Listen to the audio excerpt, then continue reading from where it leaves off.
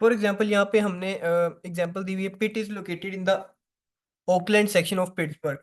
अब इसका मतलब ये है कि या तो पिट इस जगह पे लोकेटेड है या नहीं है। ठीक है, इसका आंसर या तो ट्रू है या फॉल्स है।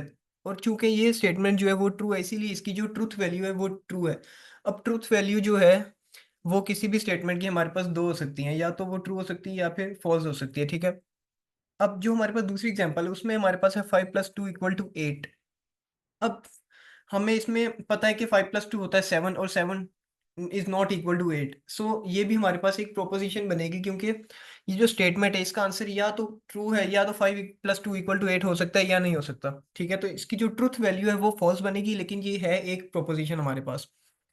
और जो हमारे पास थर्ड एग्जांपल है वो है इट इज रेनिंग टुडे। अब या तो आज बारिश है या नहीं है। ठीक है, या तो आज बारिश हो रही है या नहीं हो रही है, इसका भी आंसर हमारे पास ट्रू या फॉल्स बनेगा। अब प्रोपोजिशन तो हमें पता चल गया जिसका आंसर या तो ट्रू होता है या तो फॉल्स होता है। अब हमारे पास कुछ ऐसी स्टेटमेंट्स भी होती हैं जिसका आंसर ना तो ट्रू होता है और ना ही फॉल्स होता है। फॉर एग्जांपल यहाँ पर अगर हम फर्स्ट एग्जांपल देखें तो लिखा हुआ है हाउ आर यू। ठीक है, अब ये स्टेटमेंट हमें कुछ भी कंक्लूजन प्रोवाइड नहीं कर रही है। इसका आंसर, इसमें हमारे पास कोई भी ऐसी गिवन कंडीशन नहीं है जो हमें बताए कि इसका आंसर ट्रू है या फॉल्स है। तो इस तरह की जो हमारे पास स्टेटमेंट्स होती हैं वो हमारे पास प्रोपोजिशन नहीं होती, वो सिंपल स्टेटमेंट्स होती हैं। ठीक है, उनको हम सिंपल स्टेटमेंट्स कहते हैं। अब यहाँ पे सेकंड एग्जांपल है हमारे पास x + 5 = 3। अब अगर तो यहाँ पे आपके पास स्टेटमेंट के अंदर कोई ऐसा वेरिएबल आ जाए जिसका आपके पास वैल्यू नहीं है, ठीक है, तो हमेशा वो जो आपकी स्टेटमेंट है वो प्रोपोजिशन नहीं होगी, क्योंकि आपके पास उस चीज का उस चीज की आपके पास वैल्यू नहीं है। आप डिफाइन ही नहीं कर सकते कि ये एक्स क्या है। अगर तो ये एक्स होता यहाँ पे यहाँ पे होता, फॉर एग्जाम्पल एक्स हम 2 रख लेते हैं, तो 2 + 5 = 3, 2 + 5 = 3 नहीं होता, तो इसकी जो ट्रुथ वैल्यू है वो होती फॉल्स। लेकिन यहाँ पे हमें एक्स डिफाइन नहीं किया हुआ, इसलिए यहाँ पे हमारी जो ये स्टेटमेंट है ये एक प्रोपोजिशन नहीं है, इसका आंसर ट्रू या फॉल्स नहीं आ सकता। इसी तरह अगर हम देखें 2 इज अ प्राइम नंबर, तो यहाँ पे देखें हमें इसने एक वैल्यू दी हुई है, सॉलिड वैल्यू है हमारे पास 2। तो 2 या तो प्राइम है या तो प्राइम नहीं है। तो क्योंकि 2 प्राइम है इसलिए हमारी जो ट्रुथ वैल्यू है वो यहाँ पे 2 आ गई है। ठीक है, अब अगली एग्जांपल है शी इज वेरी टैलेंटेड। अब यहाँ पे अगर किसी का नाम लिखा होता तो उससे हमें पता चलता कि वो टैलेंटेड है या नहीं। फॉर एग्जांपल यहाँ पे अगर कोई नाम हुमा हम ले लेते हैं, तो हुमा हमें अगर हम उसको जानते हो तो हम बता सकते हैं कि वो टैलेंटेड है या नहीं। हम डिफाइन कर सकेंगे कि ये जो प्रोपोजिशन है ये ट्रू है या फॉल्स है। लेकिन यहाँ पे शी का आगे हमें कुछ उसके बारे में डिटेल नहीं दी गई, तो हम नहीं बता सकते कि ये जो स्टेटमेंट है ये ट्रू है या फॉल्स है। ठीक है, तो इसीलिए ये प्रोपोजिशन नहीं है। सो इस तरह की जो डिफरेंट एग्जांपल्स हैं ये हमें बताती हैं कि जो हमारे पास स्टेटमेंट है वो सिंपल स्टेटमेंट है या एक प्रोपोजिशन है। अब ये तो हमारे पास सिंगुलर सिंगुलर स्टेटमेंट्स थी कि how are you, 2 is a prime number, x + 5 = 3। अब हमने अगर डिफरेंट प्रोपोजिशंस को या डिफरेंट स्टेटमेंट्स को आपस में लिंक करना हो तो वो हम करते हैं लॉजिकल कनेक्टिविटीज के साथ। ठीक है, अब लॉजिकल कनेक्टिविटीज हमारे पास 5 होती हैं। उनको हम अभी नेक्स्ट स्लाइड में देखते हैं कि वो कौन कौन सी होती हैं। तो यहाँ पे आपके पास एक एग्जांपल दी हुई है, इसके अंदर दो स्टेटमेंट्स हैं। ठीक है, एक तो है इट ट्रेन्स आउटसाइड, और दूसरी स्टेटमेंट आपके पास we will see a movie. So अभी तक हम सिंगुलर स्टेटमेंट को डिस्कस कर रहे थे। अब यहाँ पे हमारे पास दो स्टेटमेंट्स आ गई है और हमने इनको लिंक करना है। ठीक है, सो जो हमारे पास लिंक्ड प्रोपोजिशन बनी है वो कौन सी बनी है? If it rains outside then we will see a movie. मतलब यहाँ पे हमारे पास जो कंडीशन है वो लगी है इफ देन की। ठीक है, इफ देन की हमारे पास कंडीशन लगी है। ये देखें, if it rains outside then we will see a movie. अब इसमें जो हमारे पास पहले थी proposition A, it rains outside थी, वो यहाँ पे आएगी, और we will see a movie जो हमारे पास बी थी वो यहाँ पे आएगी। तो इसको हम अगर शॉर्टकट में पढ़ना चाहें तो वो किस तरह पढ़ेंगे? इफ ए, ठीक है, इफ ए देन बी। अगर तो ए अक्कर हो रहा है तो फिर बी भी अक्कर होगा, इसका ये मतलब है। ठीक है, तो यहाँ पे ये इफ देन की कंडीशन है आपके पास। अब एक कनेक्टिविटी तो हमारे पास होती है ये वाली इफ देन की, इसको हमें इम्प्लीकेशन भी कहते हैं। अब यहाँ पर ये आपकी जो है ये आपके पास 6 लॉजिकल कनेक्टिविटीज हैं जिनके जरिए आप अपनी स्टेटमेंट को किसी और दूसरी स्टेटमेंट के साथ लिंक कर सकते हैं, जिसमें से फर्स्ट है निगेशन, ठीक है, सेकंड है कंजंक्शन, थर्ड है डिसजंक्शन, उसके बाद एक्सक्लूसिव और इम्प्लीकेशन और बाय कंडीशनल। ये छह ही आपकी मेन टाइप्स है लॉजिकल कनेक्टिविटीज की, और इन सब में थोड़ा थोड़ा फर्क है जो कि आपको ट्रूथ टेबल्स के अंदर देखने को मिलेगा। अब यहाँ पे जो पहला है निगेशन, इस निगेशन का मतलब है कि आपके पास कोई भी अगर स्टेटमेंट लिखी हुई है तो उसका ऑपोजिट, ठीक है, उसका जो ऑपोजिट होगा वो उस स्टेटमेंट का निगेशन होगा। फॉर एग्जांपल यहाँ पे हमने अ,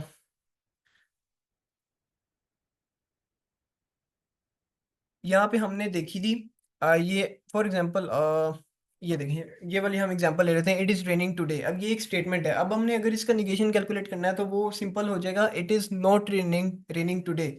या फिर दूसरे अल्फाज में हम कह सकते हैं, it is not the case that it's raining today. ठीक है, आपने सिंपल इस स्टेटमेंट में नॉट का वर्ड इंक्लूड करना है, तो वो आपके पास इस स्टेटमेंट का निगेशन आ जाएगा। ठीक है, अगला है हमारे पास चलें पहले हम निगेशन की थोड़ी सी और एग्जांपल देख लेते हैं, और इसके जो सिंबल हम यूज करते हैं निगेशन के लिए हम वो देख लेते हैं। सो सिंबल हम निगेशन के लिए जो यूज करते हैं वो है एक छोटा सा, आप कह सकते हैं बार कह सकते हैं, जो कि हमारा स्टेटमेंट के लेफ्ट साइड पे आता है। ठीक है, ये वाला आपके पास जो है सिंबल, ये हमारे पास निगेशन का होता है, और हम इसको किस तरह पढ़ते हैं, नॉट। ठीक है, निगेशन ऑफ पी या फिर नॉट पी। अब यहाँ पे इसने सिंपल एग्जांपल दी हुई है, Pitt is located in the Oakland section of Pittsburgh. ये आपके पास एक स्टेटमेंट है, अगर आपने सिंपल इसका निगेशन कैलकुलेट करना है तो आप इस जो आपके पास सेंटेंस है इसमें आप नॉट का वर्ड इंक्लूड करते हैं, it is not the case that Pitt is located in the Oakland section. या फिर आप इस तरह भी लिख सकते हैं कि simple Pitt is not located in the Oakland section of Pittsburgh. ठीक है, दूसरी एग्जांपल्स देख लें इसकी, 5+2, अगर सिंपल यहाँ पे इज इक्वल टू 8 होता तो ये निगेशन के बगैर होता, सिंपल स्टेटमेंट होती, या फिर यहाँ पर लिखा हुआ है 5+2 इज नॉट इक्वल टू 8, इसका मतलब ये हमने इस स्टेटमेंट का निगेशन कैलकुलेट करने के बाद लिखा हुआ है। सेम सेम यहाँ पे दूसरी एग्जांपल देखिए, 10 is not a prime number, ये भी निगेशन है, और it is not the case that bus stop running at 9 PM। ठीक है, सो ये भी आपके पास निगेशन की एग्जांपल है, ये आपने सिंपल उस स्टेटमेंट का ऑपोजिट लिख देना है या फिर उसमें नॉट इंक्लूड कर देना, तो आपके पास स्टेटमेंट का निगेशन बन जाएगा। यहाँ पे कुछ और एग्जांपल्स हैं, जैसे इट इज रेनिंग टुडे का निगेशन होगा, it is not raining today, या फिर आप ये भी लिख सकते हैं, it is not the case that it's raining today. इसी तरह अब निगेशन तो हमें पता चल गया कि क्या होता है। अब ट्रुथ टेबल हम किस तरह से बनाते हैं, ट्रुथ टेबल में हमारे पास निगेशन के अंदर हमारे ट्रुथ टेबल में हमारे पास सिर्फ एक ही वेरिएबल होगा या फिर एक ही स्टेटमेंट होगी। ठीक है, बाकी सारी जो हमारे पास लॉजिकल कनेक्टिविटीज हैं उनमें हमारे पास दो दो होंगी स्टेटमेंट्स, लेकिन इसमें हमारे पास सिर्फ एक ही स्टेटमेंट है जो हमारे पास है यहाँ पे हमारे पास पी। ठीक है, ये वाला पी। सो इस पी का हमने सिंपल इसके साथ ये नेगेटिव साइन लगाना है, और माइनस पी का मतलब यहाँ पे अगर ट्रू है और यहाँ पे फॉल्स हो जाएगा, यहाँ पे अगर फॉल्स है तो यहाँ पे ट्रू हो जाएगा। ठीक है, अब आपके पास अगर एक स्टेटमेंट हो, यानी कि जैसे यहाँ पे पी है तो इसके नीचे आपके पास सिर्फ दो ट्रूथ वैल्यूज आएंगी, और उसको आप स्टार्ट इस तरह से करेंगे कि ट्रू और फॉल्स। ठीक है, अगर आपके पास यहाँ पे होती दो स्टेटमेंट्स, यानी एक आपके पास पी होता और एक आपके पास क्यू होता, ठीक है, तो उसके लिए आपके पास यहाँ पे ट्रूथ वैल्यूज चार आती। फॉर एग्जाम्पल यहाँ पे ट्रू फॉल्स है, उस केस में आपके पास होता true true then false false. ठीक है, अब यहाँ पे हमारे पास सिंपल एक ही स्टेटमेंट थी, इसलिए यहाँ पे ट्रू फॉल्स दो ट्रूथ वैल्यूज आएंगी पी के नीचे, और माइनस पी का आंसर क्या आ जाएगा आपके पास, ट्रू का आंसर फॉल्स आएगा और फॉल्स का आंसर ट्रू आ जाएगा, इसका ऑपोजिट। ठीक है, अब निगेशन तो हमने कैलकुलेट कर लिया, अब हम चलते हैं अपने कंजंक्शन पे। कंजंक्शन को हम एंड ऑपरेशन भी कहते हैं, क्योंकि इसको पढ़ा इसी तरह से जाता है, एंड स्टेटमेंट्स के दरमियान एंड का वर्ड आ जाए तो हमें पता चलता है कि वो कंजंक्शन यूज हो रहा है। अब हमारे पास दो प्रोपोज इसमें हमारे निगेशन में सिर्फ हमारे पास एक स्टेटमेंट यूज होती है, बाकी सब के अंदर हमारे पास दो दो स्टेटमेंट्स यूज होती हैं। जैसे इसमें हमारे पास पी और क्यू यूज हो रहा है। ठीक है, सो अब पी और क्यू को हमने लिंक किस तरह से करना है कंजंक्शन के जरिए, उसको हमने लिखना है पी एंड क्यू। अब एंड का सिंबल आपके पास जो है वो ये वाला है, ये आप इसको हैट सिंबल भी कह सकते हैं। अब इसका आंसर जो है वो हम नीचे ट्रूथ टेबल में देखते हैं कि हमें किस तरह से पता चलता है कि फाइनल आंसर इसका किस तरह से आएगा। अच्छा, अब हमारे पास एक एग्जांपल है, पिट चलिए हम ये वाली एग्जांपल ले लेते हैं, it is raining today and to is a prime number. अब इसमें हमारे पास दो स्टेटमेंट्स हैं, एक है हमारे पास इट इज रेनिंग टुडे, और दूसरी है हमारे पास two is a prime number. ठीक है, अब हमने इन दो स्टेटमेंट्स को लिंक करना है, तो उनके दरमियान हमने एंड लगा दिया। हम स्टेटमेंट के अकॉर्डिंग हमें पता चलेगा कि हमने इनके दरमियान कौन सी लॉजिकल कनेक्टिविटी यूज करनी है। So it is raining today को हम कह देते हैं पी, और to is a prime number को हम कह देते हैं क्यू। सो इसका ये जो हम इसको अगर हम शॉर्टकट में पढ़ना चाहें तो इसका आंसर बनेगा पी एंड क्यू। ठीक है, इस तरह से हमारे पास हमारा जो एंड का ऑपरेशन है वो परफॉर्म होता है। नेक्स्ट हमारे पास आ जाता है एंड का ऑपोजिट कह सकते हैं और। ठीक है, और का सिंबल जो है वो एंड का बिल्कुल ऑपोजिट कर दें।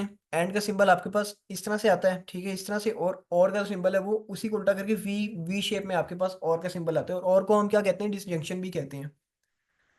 ये भी आपके पास दो स्टेटमेंट्स को कनेक्ट करने के लिए यूज होती है। जैसे इसको हम पढ़ते हैं पी और क्यू। ठीक है, अब यहाँ पे अगर आप एग्जांपल देखें तो इट इज रेनिंग टुडे और to is a prime number, इसमें भी हमारे पास दो स्टेटमेंट्स हैं, एक है इट इज रेनिंग टुडे और एक है two is a prime number. So अगर हम इसको पी कहते हैं और इसको क्यू कहते हैं तो इसका आंसर बनेगा पी और क्यू, या तो पी या तो क्यू। ठीक है, नेक्स्ट एग्जांपल अगर हम इसमें से देखें तो 13 इज अ परफेक्ट स्क्वायर और 9 इज अ प्राइम। अब ये यहाँ पे भी हमारे पास दो स्टेटमेंट्स हैं, एक पी हम कह देते हैं 13 इज अ परफेक्ट स्क्वायर को, और क्यू कह देते हैं हम 9 इज अ प्राइम को। सो इसका बनेगा पी और क्यू। ठीक है, अब इन सब के हम ट्रुथ टेबल्स भी आगे जाके देखेंगे कि वो किस तरह से बनने हैं। अच्छा, सो यहाँ पे देखें हम हमारे पास ट्रुथ टेबल है सबसे पहले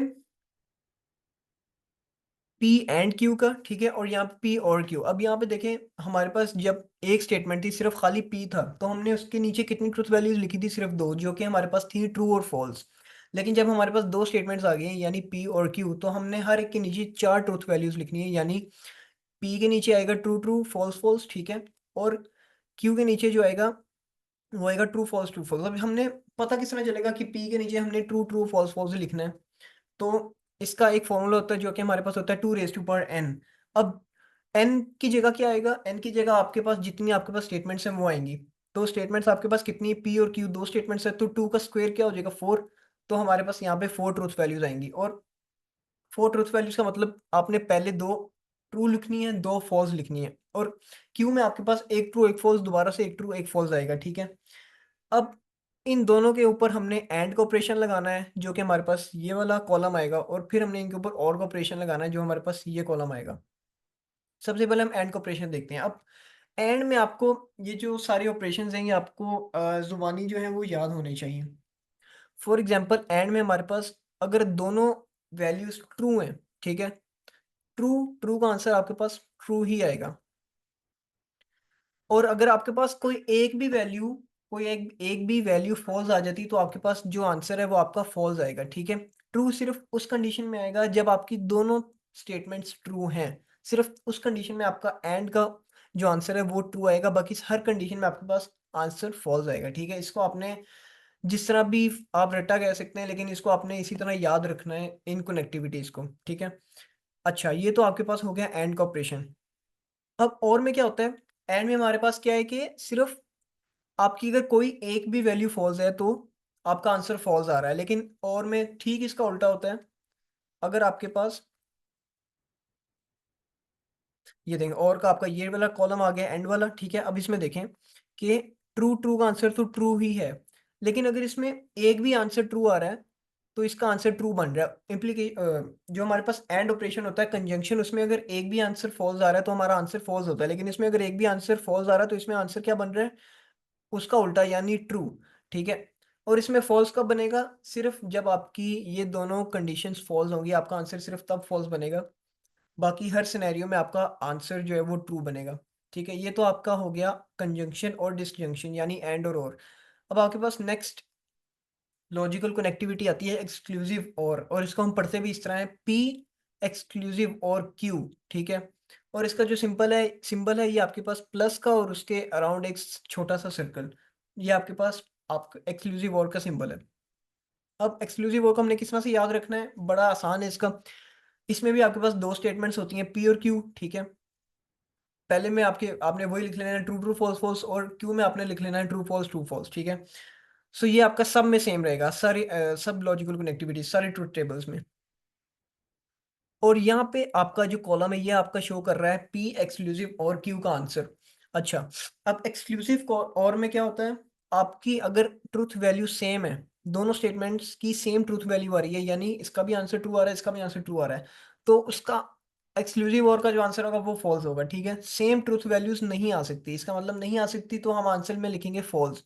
और अगर डिफरेंट ट्रूथ वैल्यूज हैं, यानी ट्रू है और फॉल्स है, तो उसका आंसर आपके पास ट्रू आ जाएगा, ठीक है। इसी तरह इसमें भी डिफरेंट ट्रूथ वैल्यूज हैं, तो इसका आंसर भी ट्रू आ गया। और इसमें देखें सेम ट्रूथ वैल्यूज हैं, यानी दोनों में फॉल्स है, तो इसका आंसर हमारे पास फॉल्स आएगा। सो इस तरह से आपने याद रखना है अपने एक्सक्लूसिव और को।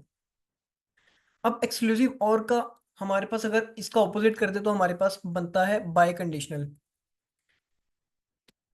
बाय कंडीशनल अगर हम देखें तो इम्प्लीकेशन को हम बाद में करते हैं, पहले हम देखते हैं बाय कंडीशनल, जो कि हमारे पास है एक्सक्लूसिव और का बिल्कुल उल्टा।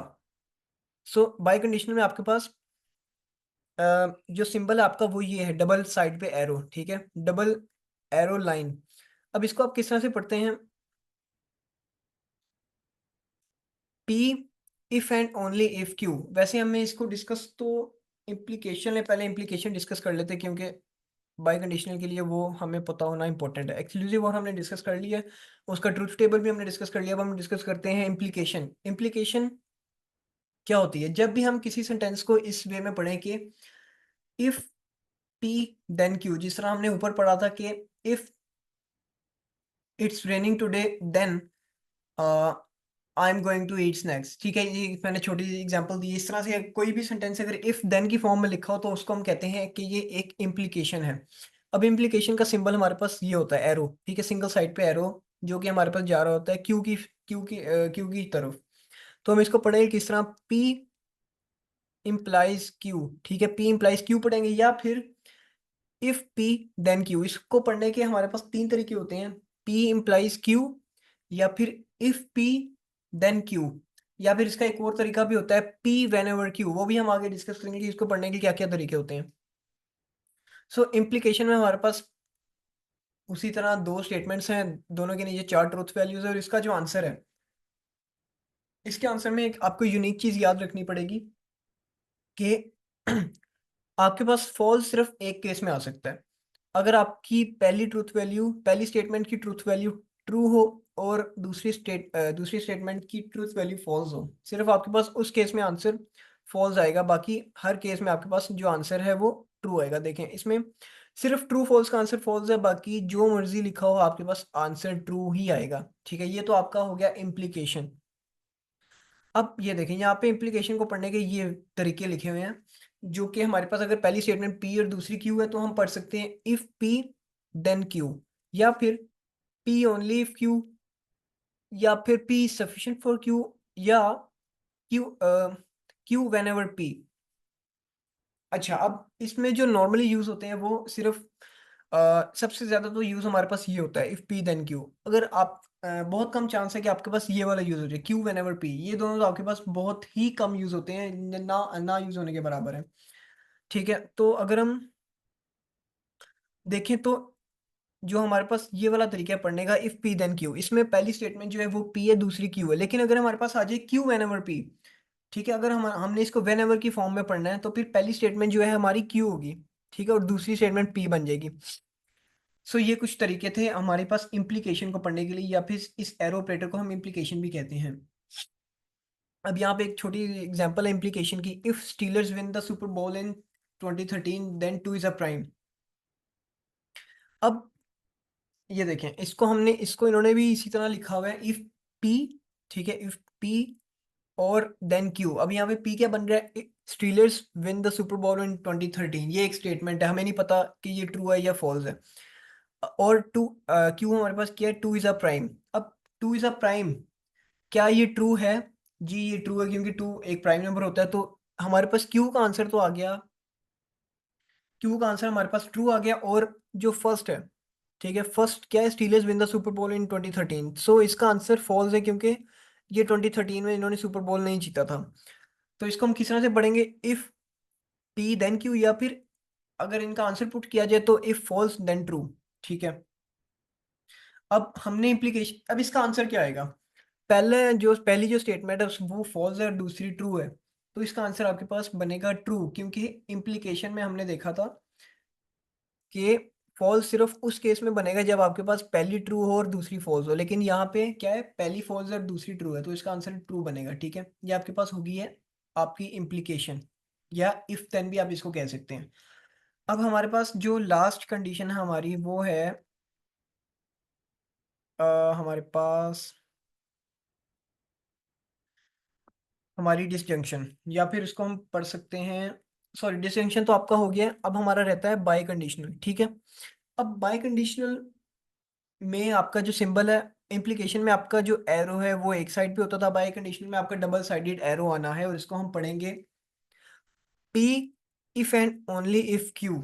ठीक है, उसको हम पढ़ते थे इफ पी देन क्यू, इसको आपने पढ़ना है P if and only if Q. मतलब इससे पता चल रहा है कि जब इंतहाई हमारे पास स्ट्रॉन्ग कोई कंडीशन हो तो उसको हम बाई कंडीशन की फॉर्म में लिख सकते हैं, यानी P if and only if Q.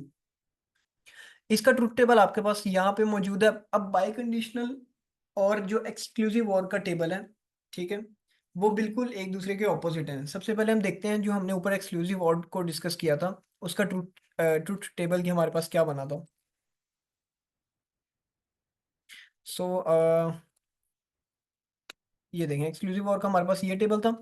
Exclusive और में क्या कंडीशन थी कि अगर दोनों ट्रूथ वैल्यूज ट्रू हैं, यानी दोनों स्टेटमेंट्स के आंसर ट्रू हैं, तो सिर्फ तब फॉल्स बनेगा।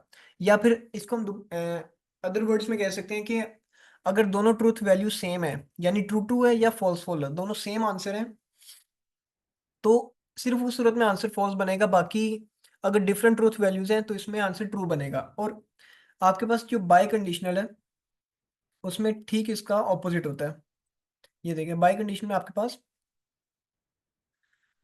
अगर आपका सेम ट्रूथ वैल्यूज हैं, दोनों ट्रूथ वैल्यूज आपकी सेम है, तो उसका आंसर आपके पास बनेगा ट्रू। यानी इसमें दोनों आंसर आपके सेम आ सकते हैं, उसमें एक्सक्लूसिव और में आपके आंसर सेम नहीं आ सकते थे, उसका आंसर फॉल्स होता था अगर सेम ट्रूथ वैल्यूज हो जाए। लेकिन इसमें अगर सेम ट्रूथ वैल्यूज है तो इसका आंसर आपके पास ट्रू आ रहा है। और इसमें अगर ऑपोजिट ट्रूथ वैल्यूज है तो इसका आंसर फॉल्स आएगा, जबकि हमारे पास एक्सक्लूसिव और में अगर ऑपोजिट ट्रूथ वैल्यूज होती थी तो उसका आंसर होता था ट्रू। ठीक है, सो बस आपका बाय कंडीशनल और एक्सक्लूसिव और में यही फर्क, एक छोटा सा फर्क है। और एक्सक्लूसिव और को हम किस तरह से पढ़ते थे, पी एक्सक्लूसिव और क्यू। इसको हमने किस तरह से पढ़ना है, P if and only if Q, मतलब यहाँ पे बहुत स्ट्रॉन्ग कंडीशन होल्ड कर रही हो। जैसे कि यहाँ पे नीचे भी लिखा हुआ है two truth values always agree, मतलब एग्री करने का मतलब है इनका आंसर ट्रू ही आएगा अगर दोनों ट्रूथ वैल्यू सेम है। अब हम देखते हैं एक छोटा सा एग्जांपल क्वेश्चन जो आपको इस तरह से एग्जाम में पूछा जाता है कि अगर आपने किसी स्टेटमेंट का ट्रूथ टेबल डिफाइन करना हो या उसको बनाना हो। सो यहाँ पे हमें एक स्टेटमेंट दी है जिसमें हमारे पास दो मेन पार्ट्स हैं। ठीक है, एक ये पार्ट है और एक ये पार्ट है, और इन दोनों को हमने किस से ज्वाइन किया हुआ है, किस कनेक्टिविटी से, सेंटर में इनके एंड ऑपरेशन है। अब इस पार्ट के अंदर अलग लॉजिकल कनेक्टिविटी, इस पार्ट के अंदर आपके पास अलग लॉजिकल कनेक्टिविटी लग रही है और इस पार्ट के अंदर आपके पास अलग लॉजिकल कनेक्टिविटी है, और इन दोनों पार्ट्स को हमने किसके जरिए कनेक्ट किया हुआ है, एंड ऑपरेशन के जरिए। ठीक है, तो हम देखते हैं इसका आंसर हमारे पास किस तरह से बनेगा। सो फॉर एग्जाम्पल इसको हम पहले रीड करके देखते हैं कि हम इसको रीड किस तरह से करेंगे। सो हम यहाँ पे हमारे पास P इम्प्लाइज Q है। अब इम्प्लाइज का हमारे पास कौन सी कंडीशन होती है, इम्प्लीकेशन की। इम्प्लीकेशन के अंदर हमने क्या पढ़ा था कि हम इसको तीन तरह से पढ़ सकते हैं, P if P then Q, P implies Q, या फिर Q whenever P। So हम इसको सिंपल ही रखेंगे, इसको हम पढ़ेंगे इफ P देन Q की फॉर्म में। ठीक है, तो if P then Q and not P if and only if Q. ये इफ एंड ओनली इफ का मतलब क्या है, ये यहाँ पे बाई कंडीशनल ऑपरेटर यूज हो रहा है। ठीक है, तो हम इस पूरे एक्सप्रेशन का एक ट्रुथ टेबल बना के देखते हैं कि वो किस तरह से बनेगा। सो यहाँ पे हमारे पास दो स्टेटमेंट्स हैं, इस टोटल में कितने वेरिएबल्स यूज हो रही हैं या कितनी स्टेटमेंट्स यूज हो रही हैं, पी और क्यू, इसके अलावा हमारे पास कोई और स्टेटमेंट नहीं है, कोई और वेरिएबल्स नहीं है। तो यहाँ पे उस जो हमने ऊपर फॉर्मूला पढ़ा था 2 रेज़ टू पावर n, तो 2 का स्क्वायर क्या हो गया 4 हो गया, तो 4 ट्रूथ वैल्यूज आएंगी हमारे पास, टोटल 4 रोज बनेंगी। p के नीचे उसी तरह ट्रू ट्रू फॉल्स फॉल्स आ गया, और q के नीचे उसी तरह ट्रू फॉल्स ट्रू फॉल्स आ गया। अब सबसे पहले हमने इन सबको अलग अलग करके लिख लेना है। अलग अलग करने का मतलब ये है कि ये जो फाइनल एक्सप्रेशन है इसका फाइनल आंसर हमारा एंड वाला कॉलम हमें देगा। उससे पहले हमने सबको अलग अलग लिख लेना। अलग अलग लिखने का मतलब ये है कि सबसे पहले हम ये देखते हैं P, if P then Q। अब इस एक्सप्रेशन का आंसर हमने एक अलग कॉलम में लिख लेना जो हमारे पास हमें ये वाला कॉलम दे रहा है, ठीक है। इसी तरह negation P if and only if Q, इस एक्सप्रेशन का जो आंसर है वो हमने अलग कॉलम में लिख लेना है, इस वाले कॉलम में। और इसमें हमारे पास एक और चीज भी जो हम अलग लिख सकते हैं, वो है हमारे पास इस निगेशन पी का आंसर, ठीक है। निगेशन पी के लिए हमने एक अलग कॉलम बना लिया। सो इसमें हमारे पास 3 डिफरेंट कॉलम्स बन गए जिनसे मिल के हमारा जो फाइनल एक्सप्रेशन है वो बनेगा। सबसे पहले देखते हैं यहाँ पे इस एग्जाम्पल में इन्होंने सबसे पहले निगेशन पी लिखा हुआ है, ठीक है। तो निगेशन पी का आंसर क्या आएगा? निगेशन पी का मतलब है इस पी का उल्टा, इस पी का ऑपोजिट कर दो, तो ट्रू का आंसर जो है फॉल्स बनेगा और फॉल्स का आंसर ट्रू बनेगा। तो इसका आंसर आएगा यहाँ पे फॉल्स फॉल्स और ट्रू ट्रू। अगर हम नीचे देखें तो इन्होंने यहाँ पे एक एक करके सब ट्रूथ सब जो कॉलम्स हैं उनके आंसर लिखे भी हुए हैं। ऐसे ये देखें यहाँ से स्टार्ट हो रहा है हमारा आंसर। सो ये देखें P is just the negation P is just the opposite of P, ठीक है। निगेशन P की तो समझ आ गई। अब हमारे पास ये जो हमारा एक्सप्रेशन है इसका आंसर आएगा first one, if P then Q, P implies Q का आंसर।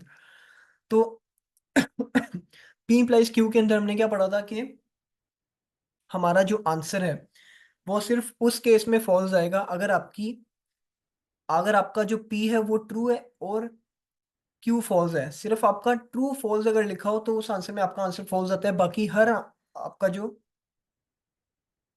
आपका जो हर सिनेरियो उसमें आपका आंसर ट्रू ही आएगा। यानी ट्रू ट्रू का आंसर भी आपका यहाँ पे ट्रू आएगा, ट्रू फॉल्स का आंसर आपके पास फॉल्स आएगा, क्योंकि it is the only scenario in which we are getting the false value.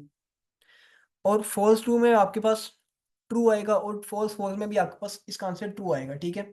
सो ये देखिए जो हमारे पास ट्रूथ टेबल है इसमें सिवाय जो हमारे पास डिसजंक्शन यानी और है, और के अलावा हमारे पास सारी कनेक्टिविटीज यूज हो रही हैं हमारे इस एक्सप्रेशन में।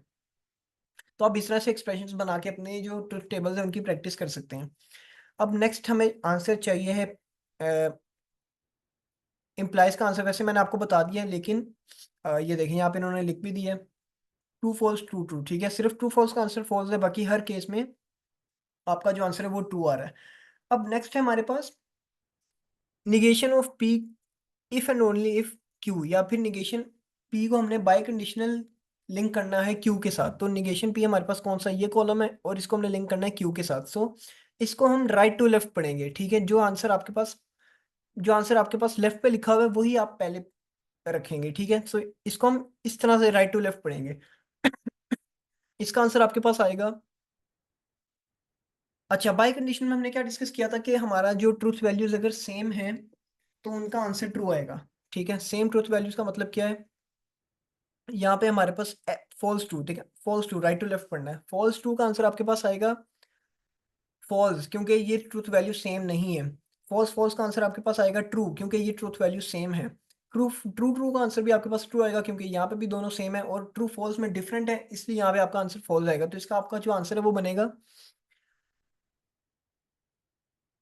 फॉल्स ट्रू ट्रू और ट्रू। फॉल्स, ठीक है। फॉल्स ट्रू ट्रू फॉल्स बनेगा। सो यहाँ पे इन्होंने ये हमें आंसर दे भी दिया फॉल्स ट्रू ट्रू फॉल्स। अब अलग अलग करके तो हमने सारे जो एक्सप्रेशन है उनके आंसर लिख लिए, उनके कॉलम्स बना लिए। अब हमारे पास जो फाइनल आंसर है सिर्फ उसका कॉलम रह गया, जो कि हमारे पास है if P then Q, if P then Q and negation of P biconditional Q. So यहाँ पे हमारे पास ये फाइनल कॉलम बनेगा और इसका आंसर हमारे पास कहाँ से आएगा? इफ पी देन क्यू का आंसर हमारे पास ये वाला कॉलम दे रहा है, negation of P biconditional Q का आंसर हमें ये वाला कॉलम दे रहा है। सो हमने इनको किसके जरिए लिंक किया? दोनों एक्सप्रेशन को एंड के जरिए। तो इन दोनों कॉलम पे आपने सिंपली एंड का ऑपरेशन लगा देना है। अब एंड का ऑपरेशन बिल्कुल सिंपल है। अगर आपकी दोनों ट्रूथ वैल्यूज ट्रू हैं तो सिर्फ आपका उस सूरत में आंसर ट्रू बनेगा, अदरवाइज आपका जो आंसर है वो फॉल्स बनेगा। सो इसमें देखें ट्रू फॉल्स। ट्रू फॉल्स का आपके पास आंसर बनेगा फॉल्स, क्योंकि इसमें आपके पास एक फॉल्स आ रहा है, इसलिए इसका जो आंसर है वो फॉल्स बनेगा।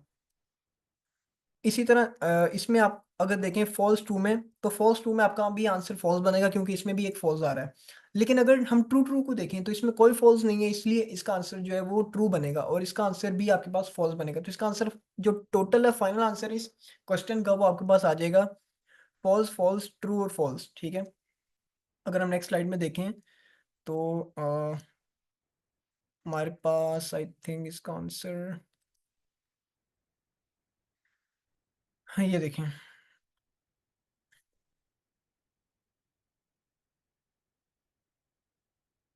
ये आपके पास इसका फाइनल आंसर है false, false, true, true. And operation में आपका ट्रू सिर्फ तब आ रहा है जब दोनों ट्रू हैं, अदरवाइज आपका आंसर फॉल्स आ रहा है। तो ये आपका टॉपिक जो था वो था ट्रूथ टेबल आपने किस तरह से कैलकुलेट करना है डिफरेंट प्रोपोजिशन का। ठीक है, अब इसमें हमारे पास, मैं ये स्लाइड जो है वो ग्रुप में शेयर कर लूंगा, अपने सिर्फ अपने हिसाब से अगर कोई भी आपको निशानी इजी लगती है, आप उस तरह से टेबल को याद करना चाहते हैं तो आप उस तरह से कर लें। जैसे यहाँ पे हमने निगेशन का तो हमें पता है कि अगर ट्रू है तो फॉल्स हो जाएगा, फॉल्स है तो ट्रू हो जाएगा। ठीक है, सेम उसका ऑपोजिट कंजंक्शन में, अगर दोनों ट्रू हों, यानी एंड ऑपरेशन में, इस वाले में अगर दोनों आंसर ट्रू हों तो ट्रू आएगा, वरना फॉल्स बनेगा।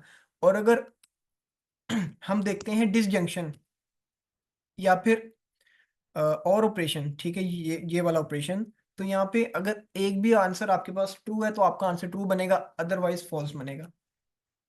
एक्सक्लूसिव और में हमने क्या देखा था, अगर सेम ट्रूथ वैल्यूज हैं उनका आंसर फॉल्स आएगा, और अगर डिफरेंट है तो उनका आंसर ट्रू बनेगा। और इसी का जो ऑपोजिट था वो हमारे पास था बाई कंडीशनल, जिसमें हमारे पास अगर सेम ट्रूथ वैल्यूज हैं तो उनका आंसर ट्रू बनेगा, और डिफरेंट ट्रूथ वैल्यूज हैं उनका आंसर फॉल्स बनेगा।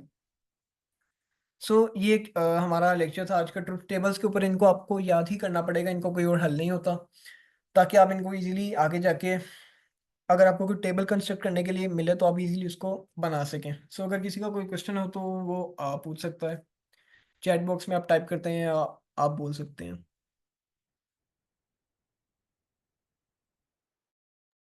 वो सर समझ आ गई है। Okay, great.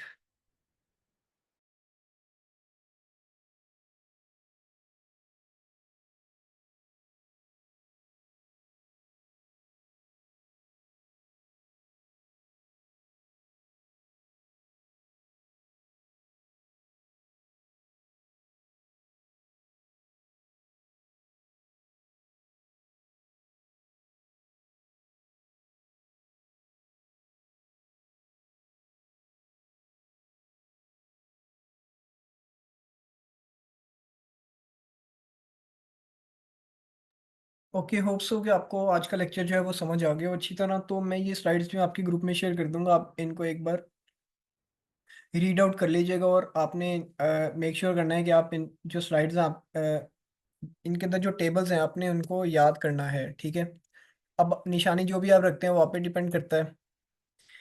सो मैं मीटिंग एंड कर रहा हूँ। ठीक है, होप सो आपको समझ आ गया हो। टेक केयर, अल्लाह हाफिज़।